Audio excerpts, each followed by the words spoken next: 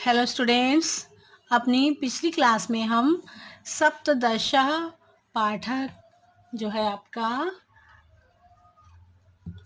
चाणक्य नीतिम के अभ्यास के प्रश्नों को हम हल कर रहे थे।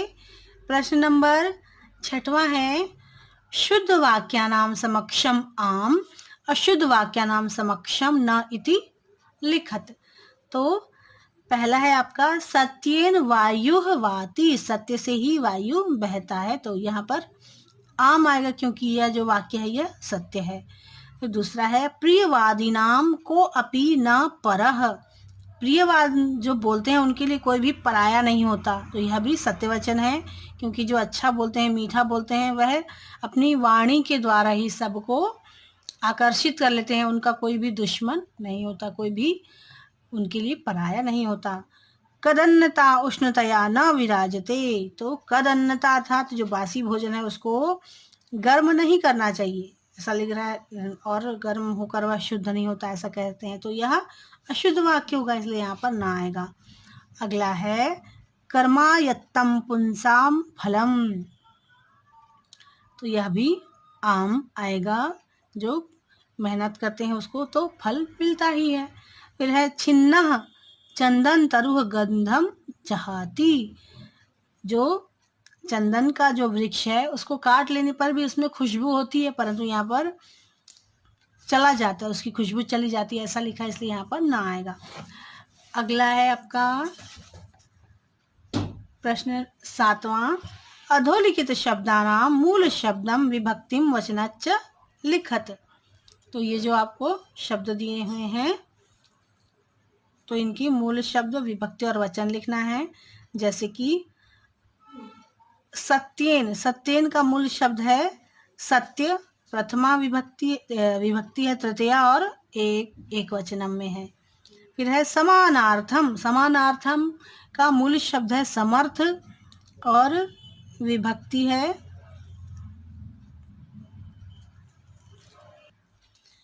है षष्ठी और यह बहुवचनम में है। फिर है मधुरताम, मधुर की का मूल शब्द है मधुर, विभक्ति है द्वितीय और यह एक वचनम में है। फिर है अगला शब्द है हृदय, हृदय का मूल शब्द है हृदय, सप्तमी विभक्ति एक वचनम। अगला है आपका अगला प्रश्न है निम्नलिखित क्रियापदानाम धातुम लकारम पुरुषम वचनम च लिखत। तो जो आपको यहाँ पर पद दिए हैं उसके धातु, लकार, पुरुष और वचन सारे कुछ लिखना है आपको। जैसे कि धार्यते का है, धातु है ध्री, लट लकार एक वचन और प्रथम पुरुष एक वचन, ठीक है। फिर है रक्षयेत, रक्ष आत्मनेपद है यह है, और विधि लिंग लकार है, प्रथम पुरुष है और बहुवचनम में है, एक वचनम में, सॉरी। फिर विराजते, वी प्लस राज, लट लकार वर्तमान काल, प्रथम पुरुष और एक वचनम। स्युह का अस है, धातु अस, विधि लिंग लकार, प्रथम पुरुष और बहुवचनम में है। आगे बढ़ते हैं।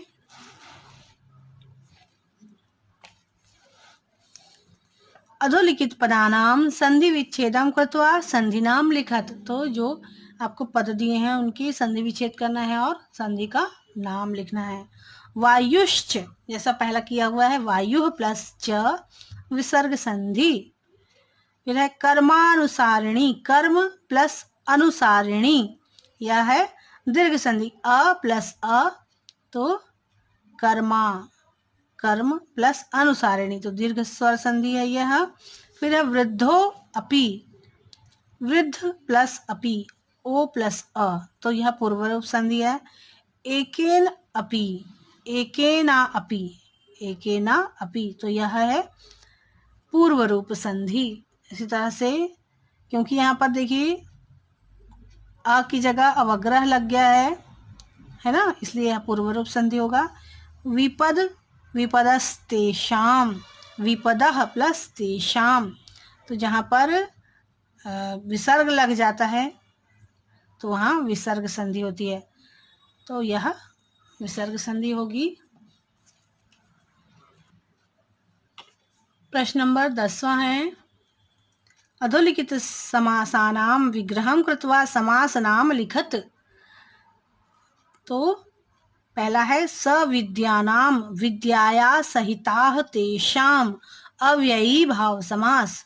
फिर है वारणपतिः वारणस्य पतिः, यह षष्ठी तत्पुरुष समास। फिर कुल पूजिताः कुलेषु पूजिताः, सप्तमी तत्पुरुष समास। विद्यारत्नेन विद्यायाः रत्नः तेन, तत्पुरुष समास। अगला प्रश्न है आपका, प्रदत्त श्लोकान्वयस्य पूर्ति कुरुत। तो ये आपको श्लोक को पूर्ण करना है। बुधः पुत्रा विविधः शीलः सततं नियोज्या शील संपन्ना नीतिज्ञा कुल पूजिता भवन्ति। फिर योग्यता विस्तार है, इसमें कुछ करने योग्य है आपके लिए। पाठे समागतान श्लोकान कंठस्थम कुरुत। तो पाठ में दिए हुए श्लोक को आपको याद करना है, कंठस्थ करना है। चाणक्य नीति इत्यस्मात् पुस्तकात् चित्वा पाठे समागतान श्लोकान विहाय अन्यान 10 श्लोकान लिखत। तो चाणक्य नीति जो पुस्तक है, इससे और भी इसके जैसे ही और भी श्लोकों को आपको लिखना है, 10 श्लोकों को जो आपकी पाठ्य पुस्तक में नहीं है उनके अलावा। चाणक्येन विरचितानि अन्यानि पुस्तकानि पठत। चाणक्य के द्वारा रची गई और भी अन्य पुस्तकें हैं बहुत सारी, उनको आपको पढ़ना चाहिए, क्योंकि उससे आपको बहुत सारे आपका ही ज्ञान बढ़ेगा अगर आप पढ़ते हैं तो। चाणक्य तरदशनी श्लोकान लिखत। चाणक्य जी के ऊपर आपको 10 श्लोक आप लिख सकते हैं, तो ये बहुत अच्छी बात होगी।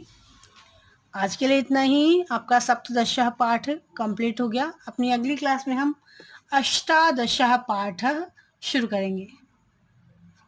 तो आप अपनी नोटबुक में ये सारे अभ्यास के प्रश्नों को नोट कर लेंगे।